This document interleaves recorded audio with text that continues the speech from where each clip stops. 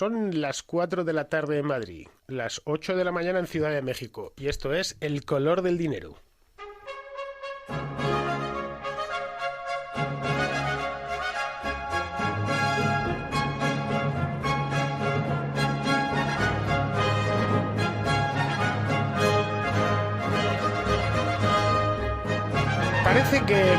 Parece que al final la justicia, a pesar de todo, termina imponiéndose. Yo siempre pensé que Blesa se iba a salir con la suya, ¿no? Y va a tener un retiro dorado en algún lugar de las Islas Caimán, a costa de haber vivido gran parte de su vida trabajando en una caja, en un banco público, en el que, bueno, no voy a decir que lo gestionó mal, voy a decir que lo gestionó peor que mal, porque es una caja que tuvo que ser posteriormente intervenida por el gobierno y rescatada, y que nos costó como 24.000 millones de euros. Nos está costando, porque el rescate todavía no hemos terminado de pagarlo y no lo terminaremos de pagar en mucho tiempo. Y esto, unido a lo que nos hemos enterado después de usos, digamos, venales de los recursos de la caja, lo de las tarjetas, etcétera, pues todo lo que le da a uno es una satisfacción tan profunda de ver cómo ahora el juez Andreu le ha obligado a pagar a depositar 16 millones de euros, que es un montón de dinero, para que no le embarguen sus bienes. A uno le hace reconciliarse y le hace escuchar esto que oyen, que se llama la Rejoiçance, es de la música para los fuegos artificiales de Händel, le hace escucharlo con muchísimo más entusiasmo.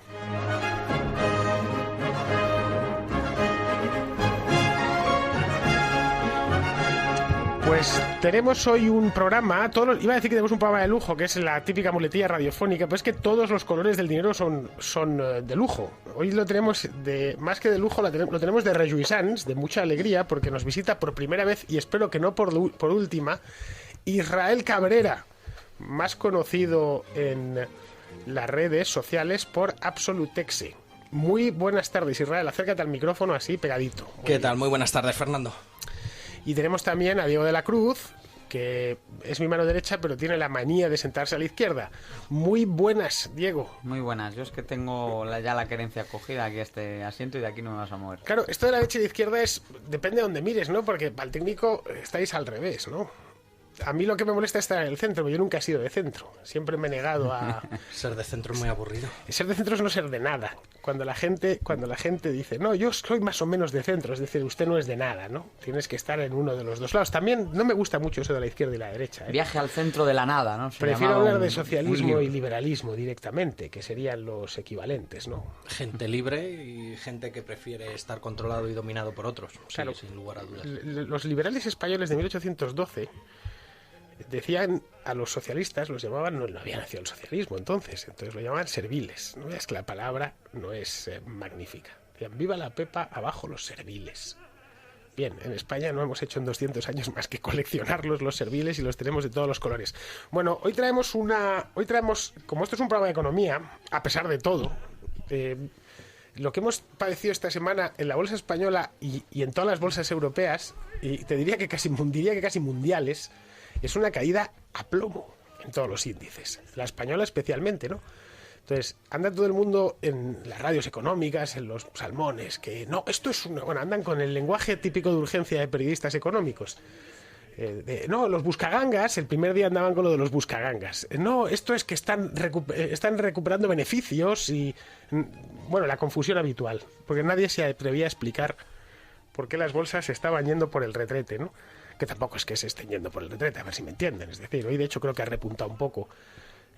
A ver, Diego, ¿por qué crees que la bolsa está cayendo demasiado? Yo personalmente, mi opinión así rápidamente es que la bolsa fluctúa y cuando sube mucho, luego tiende a bajar mucho, sin obedecer a más fundamentales que la fluctuación misma del mercado. Y la bolsa estaba en máximos, de hecho está en máximos. No tiene sentido que con una economía en plena recesión tuviésemos las bolsas tan altas, estuviese haciendo tanto dinero en el mercado financiero. Bueno, lo que tenemos ante todo es un exceso de liquidez en los mercados bursátiles que viene causado ya desde hace más de una década, pero sobre todo se ha acrecentado esa liquidez con las medidas que se han tomado en los últimos años. Entonces tenemos mucho dinero barato, dinero que hay que colocar en algún sitio. Y sin embargo, los fundamentales de los países, los fundamentales de muchas empresas, no han experimentado los cambios estructurales, no se han reconvertido de la manera adecuada. La consecuencia es que de vez en cuando alguna noticia prende la llama, siembra ese pánico, aunque quizá la palabra es un poco fuerte, pero y ahí empiezan a desencadenarse las dudas. En el caso de la última semana, aunque en Estados Unidos también tienen lo suyo, el centro del problema es Europa y más concretamente Grecia. Nos habíamos acostumbrado ya a, dar por acabado el capítulo de los rescates. Irlanda ha salido ya oficialmente del programa de rescate. Portugal parecía que ya mostraba algunos síntomas de vida. Y de España ya no solamente no se habla de un enfermo, sino de una especie de fuerza de bien en la economía europea.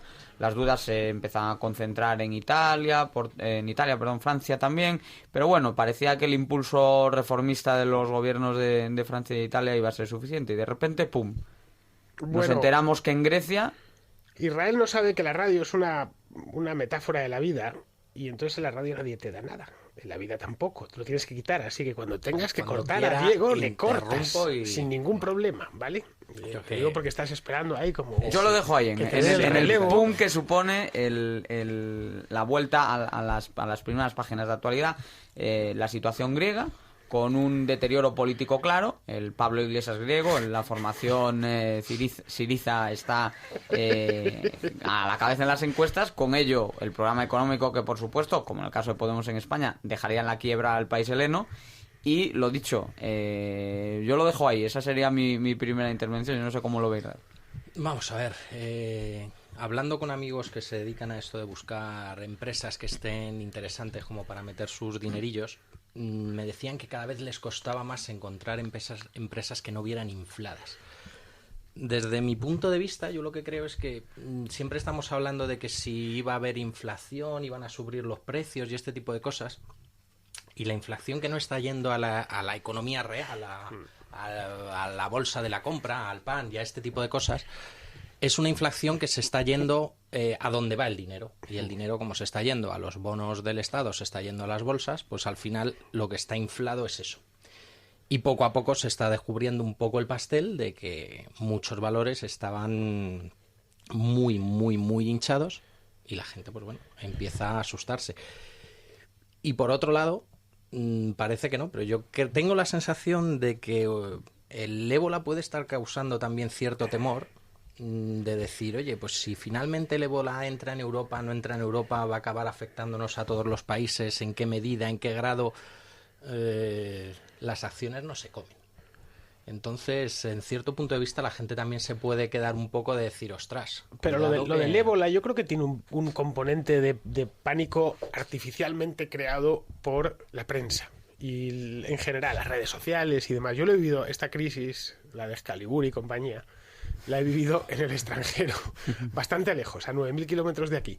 Y pues lo que puede estar uno conectado, ¿no?, con la patria tan lejos, a un desfase horario bestial, y además lo veía un poco por Twitter y tal, y veía que realmente no era para tanto. El ébola en Europa. Bueno, Europa no es una enfermera que estuvo en contacto con un enfermo de ébola en Alcorcón, muy bien localizado, y que está recibiendo... No hay una epidemia. Una epidemia no pues la la de hay, Liberia. pero por otro lado sí que hay estimaciones de que antes o después va a llegar, porque al final estas cosas ciertamente son complicadas de controlar. Los vuelos actúan en todo el planeta de un modo muy rápido. El periodo de incubación permite que cualquier persona sin síntomas se presente en cualquier punto del planeta en cualquier momento, y luego de repente puede asustar en ese sentido, y la gente se puede decir, ostras. Bueno, pero tened en cuenta que buena parte de la retirada en la mayoría de los mercados europeos se produce en sitios donde no está actuando ese factor psicológico. Es decir, es cierto que en España en las últimas semanas quien no ve atractiva una empresa, desde luego que va retirando, porque este año en general ha sido de replegar velas después de un arranque muy prometedor en la bolsa, eso en particular, y a ese inversor le puede quizá actuar como un factor psicológico más, la crisis del ébola, o meto también aquí en el saco las tensiones en frontera con Ucrania, o hace algunos meses la situación entre Israel y Gaza, o luego hablaremos un poco del petróleo. Pero yendo a la situación general, ante todo yo creo que estamos ya no tanto a nivel empresas, sino a nivel soberano, y que el corazón del contagio de lo que ha sido la última semana es Grecia, y la explicación estructural es justo lo que estábamos, yo creo, comentando los tres. Es decir, que si tienes demasiada liquidez, una orgía de dinero barato a lo largo de tantos años, ya en parte, claro, y en cuanto lleguen las dudas y en cuanto lleguen la desconfianza, pues pasa lo que pasa. Yo creo que la cosa va por ahí, para que la gente lo entienda. Este es un programa para gente que le gusta la economía, pero yo me resisto y voy a explicarlo con términos mundanos. Es decir, la Unión Europea, o mejor dicho, ciertos países de Europa, porque otros no se han enterado, ¿vale? Ya van por la tercera crisis, desde que empezó todo esto, ¿no? Y se han ido solucionando todas pongamos por caso que en el año 2008, que lo era, la economía española era un borracho. Bueno, un tío que estaba como una cuba, ¿vale? Ahito, hasta arriba, no le cabía una copa más. Y se solucionó la incipiente resaca con 2 toneladas de alcohol. Le sirvieron una botella entera. Y más o menos se le pasó un poco, pero claro, el año 2011 la cosa estaba otra vez. Se prolonga la resaca. Sobrevino la resaca más fuerte y más tal. Después de pasar una mini resaca y enchufarle de nuevo dinero, porque no se ha solucionado de otra manera el flujo de dinero, si no era vía crédito, era vía inyección directa de los bancos centrales o deuda pública a raudales, que es básicamente el gran negocio de los últimos 5 años. No nos engañemos, ni Apple ni puñetas. Ha sido emitir bonos. Estamos como las repúblicas italianas del siglo XV, emitiendo bonos a raudales, en lugar de para pelearnos con el vecino, para mantener funcionarios. Entonces, la tercera viene porque se ha vuelto a solucionar todo con más dinero. Es decir, de nuevo es la misma trampa maldita, la trampa de la liquidez, pero al contrario. Es decir, estamos en una verdadera trampa de la liquidez.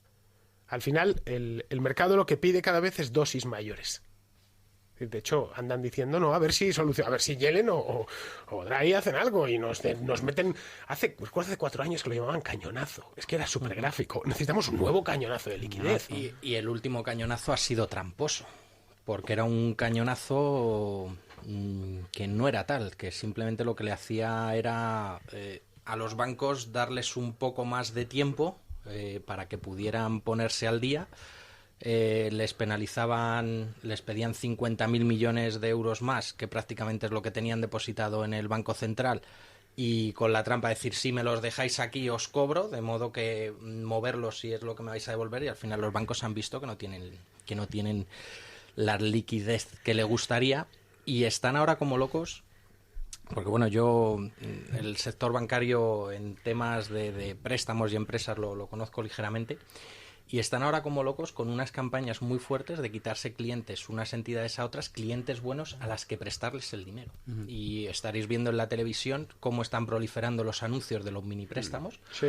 El banco les sacude un chorro de millones a una empresa de esas que da préstamitos pequeños, confía en que unos cuantos le devuelvan, otros cuantos no, porque dejar el dinero parado le estaba costando. Esto que comentas, Israel, es tal cual.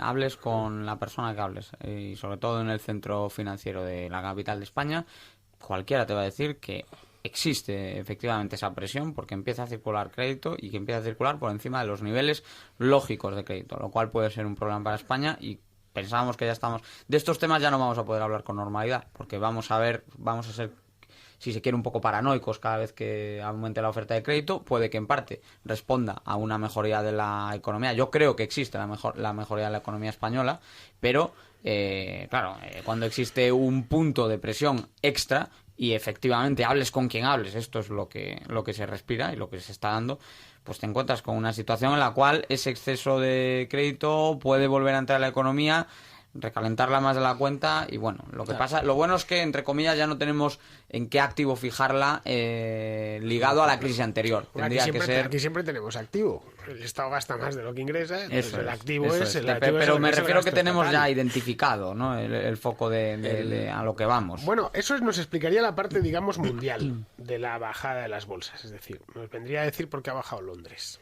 o por qué ha bajado Nueva York.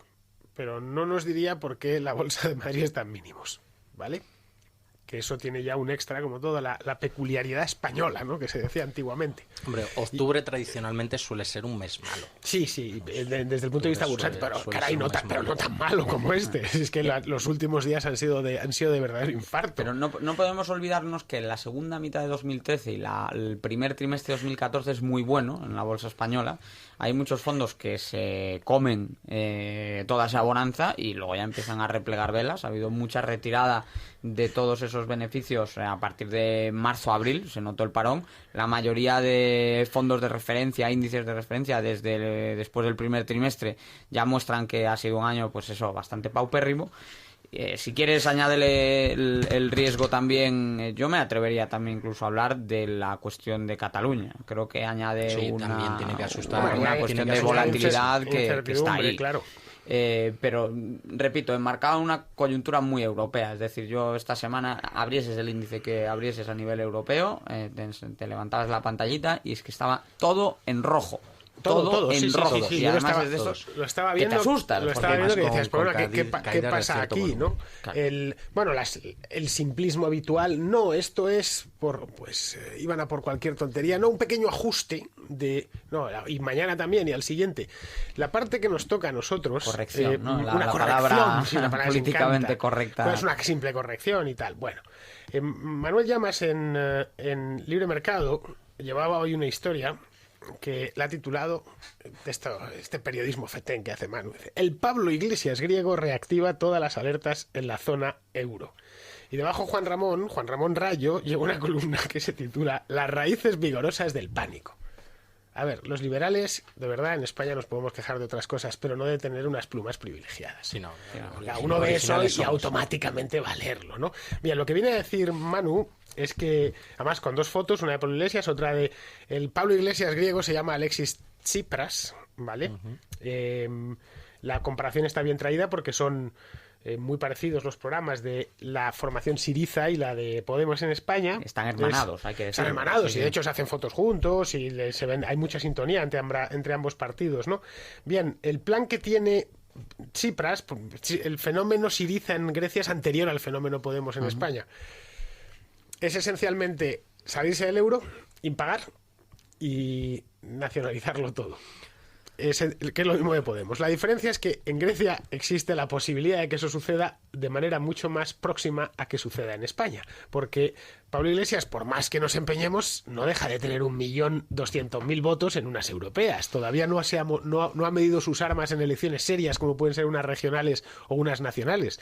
Pero es que Tsipras tiene, y nos da Manu aquí los análisis, que estamos hablando de un partido con el primer partido de Grecia, según las Sí, encuestas. hoy por hoy el primer partido de Grecia, conforme a las encuestas, ¿no? Estamos hablando de un partido que tiene el 29,7% de esperanza de voto, el 3 de cada 10 griegos. Yo, si me permites, por poner en contexto todo esto, es muy legítimo que uno u otro partido hablen de austericidio, de la troika y todo esto, pero por sacar algunos datos, vamos a ver, justo antes de la crisis el gasto público en Grecia aumenta del 42 al 51% del PIB. La plantilla de empleados públicos crece en 100.000 personas. Y Grecia, que había estado en una situación casi de colapso en los años 80, había tenido una década bastante virtuosa, había reformado su economía y a partir de ahí entró en un ciclo de una mezcla de, vamos a llamarlo, contabilidad creativa, es decir, ya empezar a maquillar sus cifras de deuda y de déficit. Una de esas cosas que si las hacen las empresas es que están muy mal, muy pero que muy mal, pero si delito. Claro, es delito, pero cuando lo hace el gobierno lo enchironan. Claro, ¿y de qué manera? Claro. Y cuando lo hace un gobierno, pues parece que no hay ningún problema. Y bueno, Grecia pues vive esa enorme explosión y es una economía que funciona en torno a lo que ellos le llaman el rusfeti. Y el rusfeti, que podría ser traducido aquí como la mamandurria, allí se canaliza con mucha... No la conocía, pero me encanta. No, es muy... que el madrileño pasaría a ser llamada el rufeti. El rufeti. ¿Tú de qué vives? No, SF se aspira. Sí, rufeti. Pues el rufeti griego... en lo que consiste es en que más que la subvención, que es la manera en la que se hace aquí en España, en aprobar regulaciones que te obligan a comprometer parte de tu gasto, sea como consumidor o como empresario, en esos programas a los que quieres favorecer. Por ejemplo, los periodistas, el sindicato, se lleva el 15% de todos los presupuestos publicitarios que llegan a una cadena de televisión. Entonces tú, para cada vez que contratas un anuncio en televisión, estás pagando un sobrecoste del 15% que se va a los periodistas. Pero claro, a su vez los periodistas estarán pagando la mordida de otro colectivo y así en un bucle sin fin. Bueno, a mí, yo hace unos años, en precisamente el Libre Mercado escribí una... Bueno, no era el Libre Mercado, eran los antiguos suplementos de Libertad Digital, que en paz descansen. Escribí un artículo que me pidió Mario Noya sobre la historia económica reciente de Grecia. Sin pararme es decir, más o menos llegué hasta la entrada en el euro. Y empecé a investigar un poco, estuve una semana leyendo cosas. Bueno, ha sido un desastre siempre aquel país, desde la independencia. Solo han tenido los años 80, y tú lo sabrás mejor que yo, pero yo creo que 2 siglos de historia tienen 2 décadas buenas. Un desastre, un gasto público siempre disparatado, un gasto militar fuera de lo común, es decir, muy superior a la amenaza que suponía tener a los turcos, teniendo un país como Grecia inventado por Inglaterra, que nada malo le podía pasar, nunca les han invadido los turcos. Oye, es que no han puesto ni un pie en una playa griega en 200 años. A pesar de todo, tienen el gasto militar más alto de la Unión Europea. No hay ni un triste kebab, no hay ni siquiera la colonización soft. Un desastre absoluto de país, absoluto. Entonces, el problema no es que Grecia fuese un desastre en el año 70, que lo era, o en el año 2000, que lo era. El problema es que lo sea ahora porque si deciden no pagar, arman una de aquí te espero. Y están además dentro de la Unión Monetaria, etcétera. Si Grecia y sus 10 millones de habitantes decidiesen quebrar, presentar suspensión de pagos, bueno, pues sí, salpicaría, sería una tal, pero no sería grave. No sería excesivamente grave, en el sentido de que buena parte de la deuda griega ya está casi toda también en manos griegas. O sea, es importante tener que ese era un problema que teníamos con quienes compran la deuda de España. Mientras un porcentaje de la deuda de España permanezca en manos de españoles, a medida que va creciendo ese porcentaje, el problema deja de ser internacional para ser una cosa interna. Sí, impagas, impagas a los tuyos. Impagas a los tuyos. En el caso griego viene a ser algo parecido, y aparte no recuerdo la cifra exacta, pero vamos, viene a ser Grecia, mal calculado, es como una Cataluña aproximadamente en temas de deuda y este tipo de cosas. Por ahí debe de andar, ¿no?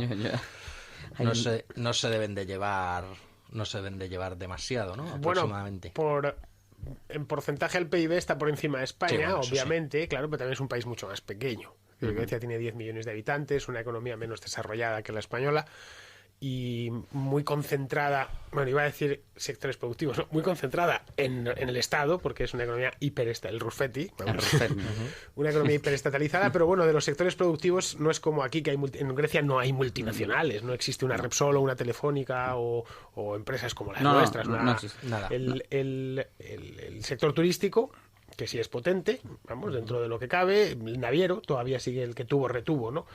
Y pare usted de contar.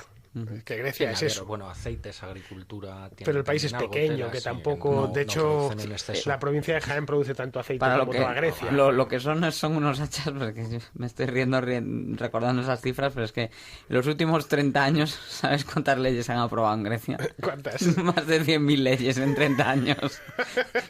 y entonces es que... Podemos poner cara seria y podemos tomárnoslo en serio, pero es que no es serio, es que la media es de 2.800 leyes cada año. Eso es bueno, y en un país de 10 millones de habitantes. Puede ir a peor. Cuenta Manu que en su plan de acción, el de Tsipras, el del Pablo Iglesias griego, se resume en 5 puntos. A ver, cuéntanos. 1. Cancelación de los acuerdos de rescate financiero, principalmente las obligaciones contenidas de recortar salarios y pensiones. Es decir, como bien se sabe, hace unos años, año 2010-2011, Alemania o la Unión Europea, o mejor dicho, Alemania utilizando a la Unión Europea, llegaron a unos acuerdos para rescatar al país, literalmente, para evitar que quebrase. Dejarles dinero a cambio de que hicieran una serie de pues eso, cancelarlo. Entiendo que el dinero no lo van a devolver. La segunda es derogación de leyes que perjudiquen los derechos de los trabajadores. Bueno, por cierto, ¿vale? te paro ahí una cosa. Se han levantado las actas del G20 en las que se acuerda ese rescate, y es Francia, mucho más que Alemania, quien empuja por esto. Y acaba Angela Merkel llorando y Barack Obama consolándola. Esto es una exclusiva que sacó el Financial Times hace poco, pues porque la tía sentía que le habían dado el brazo a torcer. Pero sí, continúa los bancos franceses han tenido muchísima exposición a deudas soberanas, ¿eh? Sí. Y soberana en general. Iban a lo segurito y ya ves tú. Bueno, teníamos ahí el programa. La segunda. Sí. La tercera es aumento de la literal SIC, justicia social, es decir, qué bonito. Venga a gastar, ¿no? Ruffetti. Venga barro. Ruffetti. La cuarta es nacionalización de entidades bancarias. Que, a ver, los bancos griegos no son para tirar cohetes, pero, pues eso, ponerlos en manos de esta banda, ¿no? Y la quinta y última, creación de un comité internacional para averiguar las causas del déficit público griego y paralizar el pago de la deuda, ¿vale? Bien, para lo primero no hace falta que nombren ningún comité, se lo digo yo. El origen del déficit público griego, el griego y el de todos los países, es que sus gobiernos gastan más de lo que ingresan. No es como si alguien tiene déficit en casa. Y además, en lo que quiere el gobernante democráticamente elegido. Porque a mí eso de las auditorías de la deuda me hace mucha gracia. Hombre, una auditoría tendría sentido en el caso de que tu país haya sido esclavizado por un tirano, por ejemplo, ¿vale? Que nos haya sometido a la fuerza. Y entonces, bueno, pues oiga usted, no nos hacemos cargo de los gastos, como si nos hubiéramos tenido que pagar en España los gastos de Napoleón. Pues oiga, que nos invadió y nos sometió a esto. Pero en el caso de regímenes democráticos elegidos voluntariamente Alemania por la se ha hecho gente, cargo de una deuda generada en tiranía y la ha terminado de pagar. Pues sí, audítala, pero lo que Mm. vas a ver es que todo es conforme a derecho. En fin, no ha habido nada, ¿no? Se han construido tantos kilómetros de AVE y lo han hecho porque les ha dado la gana. Y porque además con el aplauso entusiasta de todos los españoles, o de casi todos los españoles, quitando los 3 que estamos aquí y todos nuestros oyentes, con al menos algún infiltrado que le saludamos y le decimos que se quede, que lo mismo cambia de opinión. Te queremos. Y para terminar dice, sin descartar la posible salida del euro en caso necesario. Con todo lo anterior sería imprescindible. Bueno, continuamos después porque tenemos publicidad aquí. Un segundito, Diego, que nos tenemos que ir exactamente en 30 segundos. Y quiero que suene un poquito la música, que para algo me la traigo. Les persigo, 3 minutos.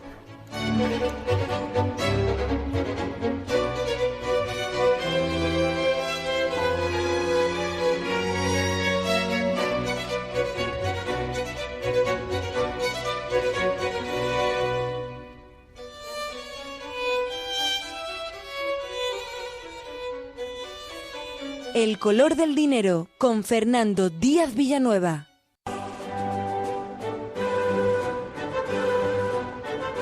El dato.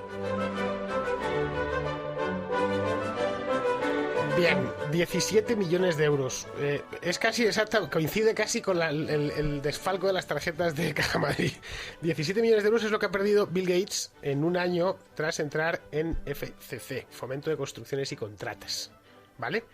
Entonces, hace un año nos lo vendían, lo de que Bill Gates entraba en FCC como un gran demostración de que la economía española iba viento en popa. Bien, pues le está bien empleado. 17 millones de euros que has palmado por meterte en una constructora. Sabrá el pobre Bill Gates dónde le ponen el dinero. Bill, anda, que te creíamos más listo. Bueno, yo me había traído este dato, pero es que Israel, que es el hombre de los datos, me ha traído uno muchísimo mejor, al que vamos a hacerle... Nos dirigimos directamente a don Cristóbal Montoro, ministro de Hacienda del Reino de España. Y viene a ser algo así como que de pronto, nadie sabe cómo, por arte de magia ha hecho blop. Sí, ya apareció un dineral de deuda, ¿no? Sí. Vamos a ver, la web del Tesoro publica mensualmente, hace unos PDFs muy bonitos, donde dice cuál es la deuda que hay en circulación. Bien, el dato exacto a 30 de septiembre son 835.655 millones de euros de deuda en circulación. ¿Cuánto exactamente? Di la cifra. 635.655 millones de euros de deuda en circulación. Bien. Vale. No confundir con el casi billón de euros de deuda que tenemos según el protocolo de déficit excesivo, y no confundir con el total de pasivos que tiene el Estado español, solo el sector público, que ronda el 1.400.000. Que ahí se oculta una parte importante de la deuda con la trampa del protocolo de déficit excesivo. Bien. Pero volviendo a la deuda en circulación, resulta que todos los meses se publica cuántas obligaciones han emitido, por qué importe, a 10 años, a 5 años, los bonos, tal, pues te dice cuánto hay de deuda en cada momento, y de repente en el mes de julio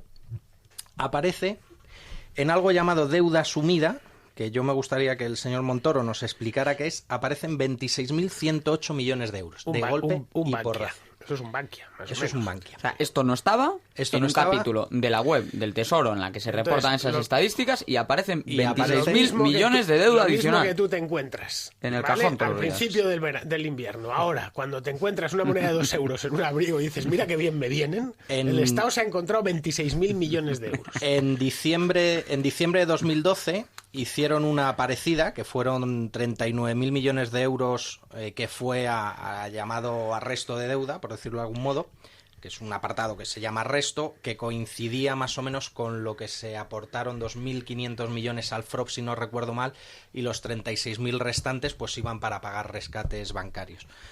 Pero estos 26.108, pues no tengo nada claro de dónde salen. Hacen muy bien en meterlo en el mes de julio porque son PDFs que actualizan en el mes siguiente, por lo tanto se publican en agosto.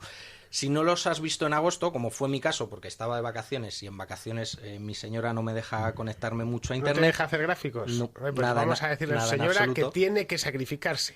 Esto Pues- es como la mujer de Mozart o la de Johann Sebastian Bach, se tuvieron que sacrificar, porque si no, no hubiéramos luego podido disfrutar de tan buena música. Pues os quedasteis sin el gráfico en agosto y sin yo saber en qué día exacto entraban esos 26.000 millones. Pero esto no solamente se queda aquí la cosa. Cuando tú miras el total de la deuda, te sale 835.000 millones, como os he comentado. Eso implica que a día de hoy ya hemos necesitado del exterior 75.399 millones. Pero si te vas a lo que es la financiación neta del Estado, lo que viene siendo cuánto hemos recibido, ¿vale? Lo que hemos amortizado, menos las cosas, la deuda que se ha vendido, menos la que se ha amortizado. Cuando te vas exactamente a esa cifra, resulta que no aparecen esos 26.000 millones, con lo cual te sitúan el déficit en el entorno de los 50.000. Bueno, a ver, Cristovita, a ver, no sabes ni hacer gráficas, no sabes ni cantar lo que debes. Eres un desastre sin paliativos. Es decir, el peor ministro de Hacienda que ha tenido España en toda su historia y que tendrá en los próximos 500 años, si es que dentro de 500 años sigue existiendo España. Y lo que exista después también seguirá siendo el peor ministro de Hacienda. Es decir, tiene que venir aquí Israel Cabrera, un ciudadano a pie, para enmendarte la plana. De verdad, sinceramente, dedícate a otra cosa. No iba a decir que dimitas por esto, ¿no? Deberías dimitir por muchísimas Debería cosas más, haber ¿no? dimitido hace tanto. Hace mucho tiempo, ¿no? Bueno, vamos a pasar a otra cosa mucho más agradable que Cristóbal Montoro, ese monstruo de tiempos remotos que nos aflige con su sola presencia, su sola mirada.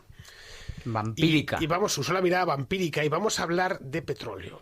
Pues hablar de petróleo es una cosa desagradable, pero no tanto si decimos que, igual que las bolsas, lleva cayendo todo el mes, y además cayendo a plomazo, porque estoy ahora mismo con los cierres de hoy. Bien, tenemos el VTI, el West Texas, lo tenemos a $82. Hace un mes estaba a 105. Bueno, Y el Brent a 84,47. Hace un mes estaba a 100. Es decir, Hace un mes. Septiembre 17, octubre 17. Ah, sí. Es decir, a ver, para parámetros del año 2000 o 2001 estos serían unos precios disparatados, ¿no? Cuando el barril estaba a 30 o 40 dólares, pero viniendo de donde venimos y teniendo en cuenta que ni con toda la recesión que ha habido en los últimos años, el petróleo apenas, bueno, bajó de los 150 de 2008, pero se ha mantenido en torno a 100, 120 dólares. Y claro, la gente que se hace la pregunta, ahora se hace dos preguntas. Una, ¿por qué la gasolina sigue siendo tan cara? Yo se la respondo básicamente porque Montoro, y siento volver a él, pero no me queda otro remedio, Montoro se encarga de encarecer el litro al doble según se lo pone usted en la gasolinera. Y la segunda es, ¿por qué baja tanto el petróleo? Pero no se iba a acabar. Pero no nos venían dando la paliza los del Peak Oil diciendo que... sobre este tema, lo primero, voy a aprovechar que tenemos aquí una ventana de libertad para mandarle un mensaje a Belén Carreño, periodista del diario.es, que hace un mes se enfadaba esta señora. Perdón, el diario. El diario.es. El diario. El periódico de Nacho. El Nachoscolario. El Tiene nombre. Nachoscolario. Mira, El Nachoscolario. pues esta señora, señorita, me decía a mí, perdón, se indignaba. Si no le llames señorita, que te van a acusar de No, terrorismo machista, no lo de sé, micromachismo. No lo sé. Machismo, ¿no? No, de micromachismo. Bueno, pues esta señora o señorita, no lo sé, se indignaba con que el canal público, ese que en cuanto anunció la contratación de Juan Ramón Rayo, su periódico se encargó de criticar y salvajar hasta que efectivamente se le aplicó la mordaza a Juan Ramón. Pues bien, en este periódico ella se indignaba, esta señora señorita, se indignaba porque se había hecho eco Televisión Española de una información que yo publico anticipando la bajada del petróleo que efectivamente se está produciendo. Hacía explícitamente una referencia a mí y a nuestro periódico, a Libre Mercado, y pues bueno, le parecía indignante que el canal público estuviese dando una información que era falsa y una información que venía de ese medio. Pues bien, de falsedades por supuesto que no nos va a dar ninguna lección en Nacho Escolario, pero sobre todo, con respecto a esta información, creo que la señora Belén Carreño haría muy bien en poner su dinero donde pone su boca, Bien. actuar con un poco de decencia a la hora de hablar sobre este y cualquier otro tema y sobre todo seguir la información con un mínimo de rigor. Yo a doña Belén Carreño la invito a venir aquí a este programa, quizá nos escuche y defender su tesis aquí entre nosotros civilizadamente. Prometo no ponerla un mote, creo que ya es bastante, cosa que a su jefe se lo puse hace muchos años y lo empleo además. Prometo no ponerla un mote y hablaremos sobre el petróleo si ella se ve que sabe tanto. A ver, en el año 2011 escribí para Libre Mercado una historia, Manuel se acordará, y Domingo, por qué el petróleo iba a bajar durante toda la década.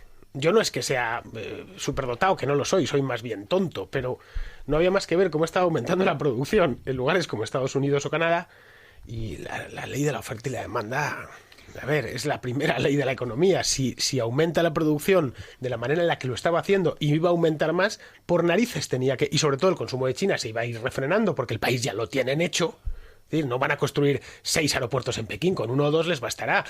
El tren de las nubes ya está hecho, las autopistas inmensas de 18 carriles ya las tienen hechas. Los rascacielos en Shanghái tendrán un punto en el que ya no hagan falta más, ¿no? Es decir, una parte del repunte del precio del petróleo en los últimos 10 años o 15 años ha sido precisamente por el crecimiento de China y la India. Pero China y la India ya son países, sobre todo China, que ya está hecho.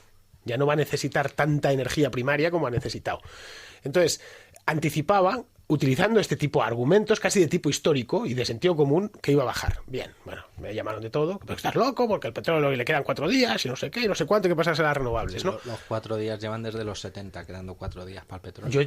Yo nací en los 70, llevo yéndolo toda la vida. Yo recuerdo estar preocupado de niño, con 10 años, los años 80 ya, y pensar que yo nunca iba a poder llegar a conducir un coche porque no iba a haber que gasolina. fueras a un surtidor y que simplemente cuando yo llegase a los 18 ya no habría gasolina. Que no habría gasolina. En Venezuela pasa, en Venezuela no hay gasolina en la Bueno, gasolinera, curiosamente. en Venezuela lo que han tenido que empezar es a importar. Importa. No, a ver. Ya sé que parece de broma, pero... Vamos a ser justos. Cuando los americanos se van de Venezuela, o mejor dicho, les echan, se llevan con ellos la tecnología de refinar el petróleo venezolano, que es de muy mala calidad, malísima. ¿Qué sucede? Necesitan ellos mezclarlo para que pueda ir funcionando. Y hasta ahora iban teniendo, les iban suministrando, pero claro, a día de hoy ya... Como no pagan... Este es el resultado del Pablo Iglesias venezolano. Esto Ya que estábamos antes. Pero no pagan hasta el punto... no voy a decir el nombre por tampoco poner en complicaciones a un antiguo compañero de trabajo, pero la propia PDVSA, yo tengo un amigo que ha estado dando cursos para PDVSA, y no le han pagado. A él, mejor dicho, a él sí le han pagado, pero la empresa venezolana que a él le contrata y que tiene que cobrar de PDVSA, que tú fíjate, PDVSA es una empresa descomunal, no le ha pagado a esa empresa. El PDVSA es el caso, el prototipo de empresa que llegó a funcionar muy bien y tenía unos ingenieros extraordinarios y se lo cargaron todo, lo dejaron como un solar. Lo que unos ganan, otros pierden, Fernando. Los ingenieros y los trabajadores de PDVSA están ahora en Canadá.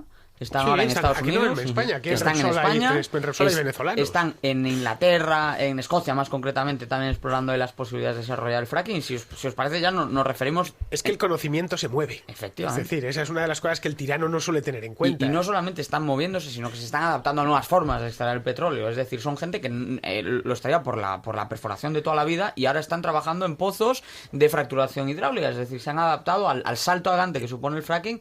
Así de buenos sean los técnicos de PDVSA. La clave yo creo que la clave, y esto mucha gente lo desconoce, la clave, porque seguimos, al final, a fin de cuentas, la propaganda medioambientalista, esta machacona, y viene de los años 70, de 40 años que están con esto, que mucha gente se sigue pensando que el petróleo va a acabarse. Va a acabarse en un plazo de tiempo, se acabará, ha llegado un día. Si es que llega a acabarse, porque lo mismo no, porque hemos cambiado ya de forma de energía.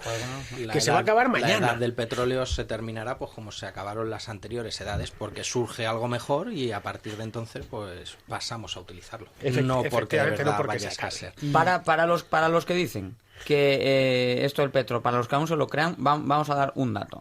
El mayor oleoducto de Norteamérica es el Keystone, que va desde el centro de Canadá hasta la mismísima costa de Texas. Pues bien, se ha quedado pequeño. No hay manera ya de que fluya todo el petróleo que se está y el gas también, que porque también hay un gasoducto paralelo. Todo el gas y todo el petróleo que se está extrayendo por la vía del fracking en Canadá y en Estados Unidos ya no cabe, se ha quedado pequeño.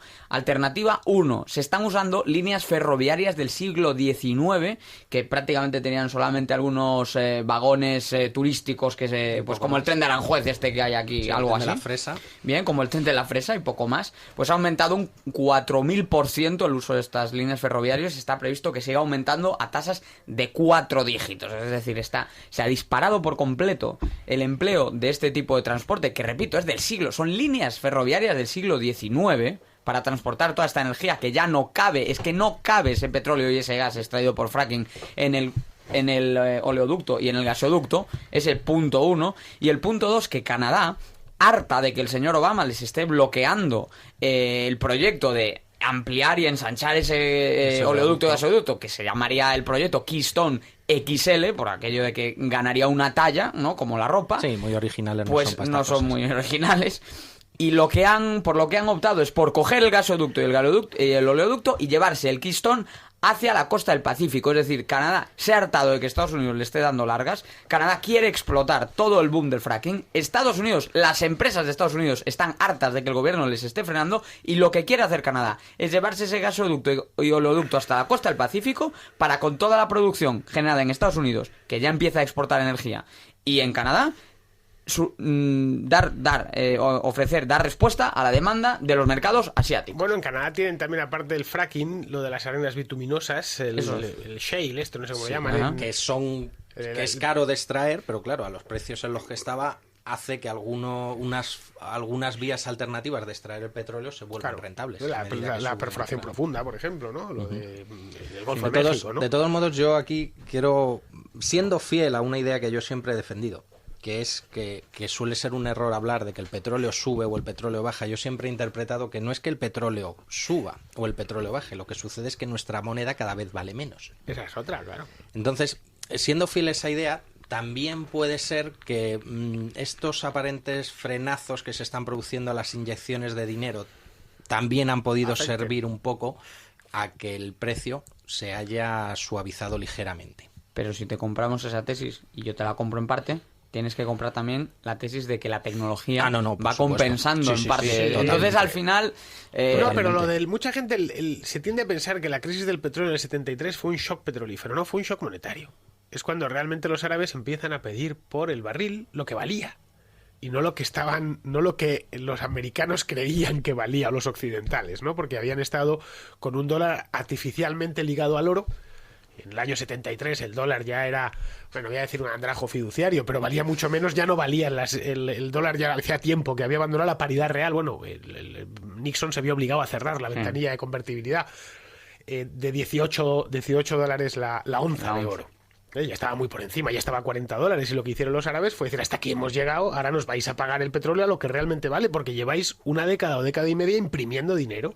En concreto, Nixon se hartó para pagar la guerra del Vietnam, que costó una fortuna. El propio programa Apolo costó otro dineral, que superaba con creces la disponibilidad de los propios americanos, ¿no? De la riqueza del país o de la riqueza de la que disponía el Estado.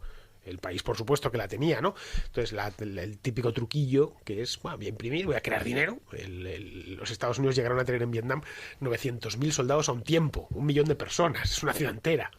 Pero fíjate cómo, ante todas esas salvajadas del Estado, en una sociedad más abierta en la cual el empresario pueda actuar, se instala la máxima que allí le llaman del drill, baby, drill. Perfora, cariño. Perfora.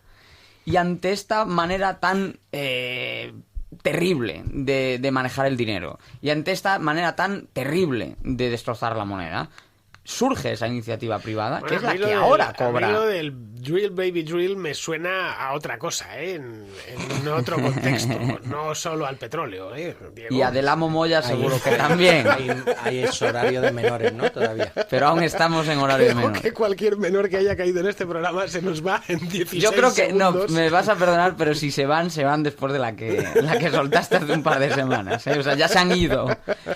Pero por si acaso, es ese ánimo de, y voy a cambiar de palabra porque perforar ya me estás haciendo, pero ese ánimo de explorar, tampoco. Ese ánimo de desarrollar la producción energética, ¿eh? Me ha quedado mucho mejor. Explorar, En desarrollar politiques, no tiene me ya- no- ha ya salido no de... está- desarrollar ya no es tan polisémico, Bien. pero explorar también lo es, y mucho, Bien, pues lo vas a dejar en politiques. Vale. Ese ánimo de desarrollar la producción. Pero de poner en valor. Claro, de Política poner en sería valor poner los en valor. recursos estratégicos, los bien, recursos es profundos. exactamente lo que necesita España.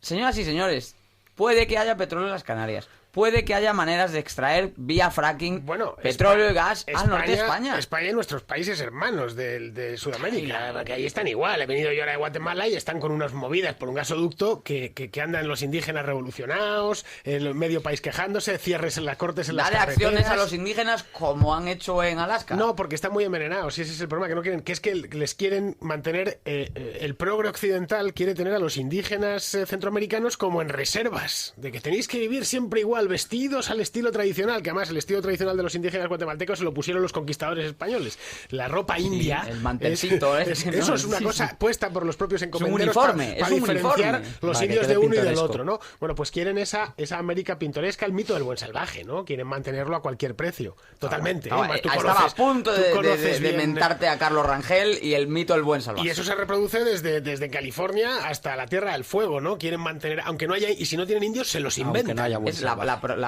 típica proyección del progresismo europeo completamente racista hacia la diversidad en América Latina, es esa, la de intentar proyectar ahí, por un lado, todos esos estereotipos y por otro lado también sus más húmedas fantasías políticas ligadas a... Pero es que eso impide el desarrollo. Es que efectivamente, al comunismo y aquí a- nos no, podemos pero- permitir a los ecologistas, pero es que allí no. Pero es que tener a esa gente, déjales. resulta muy útil. La cantidad de subvenciones que se pueden derivar para mantener a toda esa gente, sus lenguas, sus culturas, sus tradiciones, sus no sé qué. La cantidad de ONGs que viven de ayudar a esa gente y de no sé qué, vamos, es maravilloso. O sea, es que esas cosas dan muchísimo dinero a un entorno que luego al final nunca llega a la gente que de verdad lo necesita, pero oye, crea un montón de puestos de trabajos para amiguetes. No, y además mantienen a la gente, mantienen a países enteros en la pobreza, que es la otra. Es decir, y que viven de la pobreza. Viven de que Honduras sea pobre. Es muy duro decirlo, ¿eh? Pero tu negocio es la pobreza de otros países. Bueno, Haití, por ejemplo, por poner un ejemplo aún más radical, en Haití existen cientos de ONGs, El han entrado país con más ONGs el por país metro con más cuadrado del ONGs mundo. por metro cuadrado, entraron solo con este terremoto tan devastador, cosa de 8.000, 9.000 millones, y evidentemente no sabemos quién se los ha llevado. Pero si tú Bueno, preguntas en no Haití, lo sabemos. ellos no Allí los están han visto. porque Pero nos lo podemos rehabilitación imaginar. han hecho poca. Bueno, O sea, tenemos al rehabilitación teléfono a Miquel Rosselló a Rom, pero yo a Miquel no me gusta recibirle así a puerta fría, como si fuera un vil comercial yo que le- llega aquí a vendernos unas Hay que Biblias. recibirle a No, me puerta gusta gallola. recibirle con música.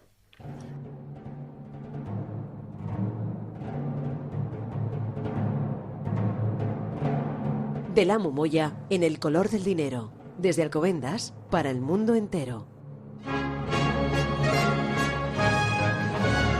Bueno, Miquel, menuda fanfarria, ¿eh? Te quejarás, ¿eh? Sí, sí, hay quien diría que es Eurovisión. Miquel, ¿hay quien diría? Es que los de Eurovisión cogieron... Esta música la compuso un francés que se llamaba Charpentier. Y la compuso tan lejos como en el siglo XVII. Y en el siglo XX, cuando se decidieron hacer esas emisiones vía satélite de las cadenas europeas, todas estatales, por cierto, recurrieron a esta música.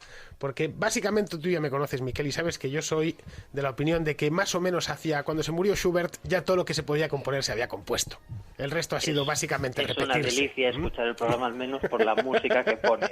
Ya el Ahora contenido empezarán. ya puede gustar más Yo o menos. Yo es que pero aquí no, la tengo, música- aquí no tengo WhatsApp y me da rabia porque normalmente me ponen a parir cuando empiezo a dar mis opiniones musicales, pero aquí como no tenemos de esto voy a preguntar si me ponen un WhatsApp para No, poder ya ver. llegarán por Twitter, también lo pueden hacer. Por Bueno. cierto, animamos a la gente que siga el Twitter del Color del Dinero, buscan Color del Dinero en Twitter, también en Facebook, y pueden comentar. Había quien pedía que les gustaba mucho un programa de televisión Sí. que es el de Risto Mejide, Sí. y también un programa de radio que es El Color del Dinero, que ¿por qué no hacéis una especie de yo invento entre los dos? No sé yo si ¿Quién? eso sería ¿Risto posible. Mejide y yo? Sí.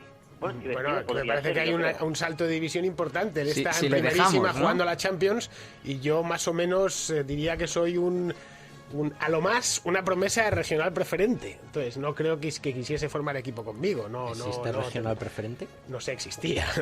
No tengo ni idea, pero en tiempos existía. Bueno, que sí, que tengo WhatsApp, ¿vale? Pero os lo digo, hay 52, que vamos a terminar el programa. Miguel, apunta. El teléfono de WhatsApp, que se ve desde el estudio, es el 636-689... 689 184. Repito. 184. Me encanta esto, decir repito cuando vas a decir un número de teléfono. 636-689-184. Bueno, con Pues esto ahora quiero mismo decir lo que nos pueden poner verdes. Y este ¿vale? es el número de verdad, no el que se da cuando quieres quitarte Claro, encima una con, pesada. con Diego no os metáis, que es muy sensible. Conmigo os podéis meter WhatsApp todo lo del que programa. Claro, todo lo que os dé la Para gana. ponernos verdes o lo que queráis. Bueno, Miquel está en las Islas Canarias, también conocidas como Islas Afortunadas, que no es el trópico, pero casi. ¿Vale? Bueno, y desde aquí estoy viendo el puerto de Las Palmas y tiene una infraestructura brutal para el 4 barcos. mantenimiento y no, Es un caso de plataformas- sobrecapitalización, ¿no? No, para nada. Para plataformas petrolíferas que Ahí, vienen ahí. de todo el mundo a ser reparadas. Aquí hay una gran industria y a pesar de eso, el gobierno de aquí pues está con la preguntita esa que quiere hacer sobre el petróleo, que la tengo aquí. ¿Cree usted que Canarias debe cambiar su modelo medioambiental y turístico por las prospecciones Su de modelo. gas o petróleo? Es fascinante lo de Ese- Canarias, porque tienen un 30% de desempleo o más, entre los jóvenes de hecho es más. Más. Y hay posibilidades, porque ni siquiera se sabe a ciencia cierta, hay posibilidades de que haya petróleo enfrente a 80 kilómetros, no en la playa, como dicen los ecologistas, y no lo vas a sacar. Hombre, si descubriesen petróleo en las Caimán, pues podría decir, mire usted, nosotros vivimos de otra cosa. Me sobra. ¿Vale? Tenemos el paro es del 0%, la renta per cápita es de Me sobra, $100.000, me sobra. pues nos da igual. Que no queremos ni sacarlo. Oye, estoy convencido que las Caimán sacarían el petróleo, Sin, a pesar sin de ninguna además- duda. Además, que es una bolsa de petróleo, si está, que o la sacará o desde Canarias o de la parte desde de Marruecos. Marruecos. O sea que sacarse se va a sacar Claro, el claro. petróleo. No, pero Sí, no, ya quería cambiar de tema, pero seguir. No, a ver, venga, termina, Miquel. Remata, El macho. Rusfeti yo creo que ha Ruffetti. sido lo que hoy... El Rusfeti griego, yo creo, Aquí mejor es que yogur, el madrileño solo lo hablamos Israel y yo. Vosotros tenéis un problema ahí, como uno es gallego y el otro es mallorquín. Pues, Provincia. no, Ruffetti. A ver, Ruffetti. el Ruffetti. Hashtag con el Ruffetti. Bueno, a ver, que nos quedan 3 minutos. Israel Cabrera, por favor, proceda. El cuchillo preparado, ¿no? Tenía el cuchillo para dar unos detalles cuando Diego ha comentado acerca de la recuperación. Se están haciendo públicos, por fin han decidido actualizar todos los datos de los entes del Estado. Quería dejar caer algunos datos, pero no sé si voy a tener tiempo.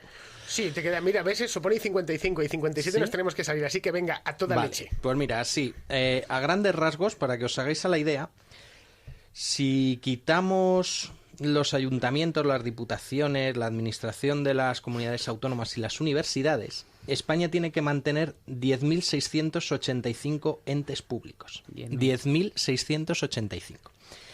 Algo llamado entes públicos de ámbito municipal inferior al municipio, que no consolidan cuentas con nadie, tenemos 3.727. Imaginaros que en cada uno de esos pues puede haber 5, 6, 3 empleados, 4 empleados viviendo de maravilla. Luego, por otro lado, tenemos 81 agrupaciones de municipios, 81 comarcas, 971 mancomunidades. Cada una de esas pues tiene gente dedicada pues a trabajar, a reunirse, a juntarse y a llevarse pues algún dinerito así cada vez que se junta. Pues bueno, no son cantidades elevadas, pero claro, es que son muchas.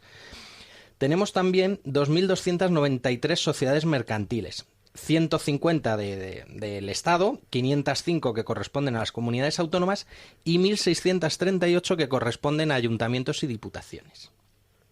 Por otro lado, Por otro lado, te quedan 40 segundos. me quedan 40 segundos. Tenemos 997 organismos autónomos administrativos, la mayor parte de ellas de las entidades locales, y tenemos 500 y pico fundaciones. O sea, imaginaros la recuperación que vamos a O hacer. sea, con Ruffetti, con palabra, con mayúsculas, menos 40. Me voy a ir hasta la próxima semana con música, ¿vale? No digo que les persigo porque no pienso estar persiguiéndoles 7 días seguidos, pero nos vemos el viernes que viene aquí en Radio Siglo XXI, El Color del Dinero. Hasta la próxima.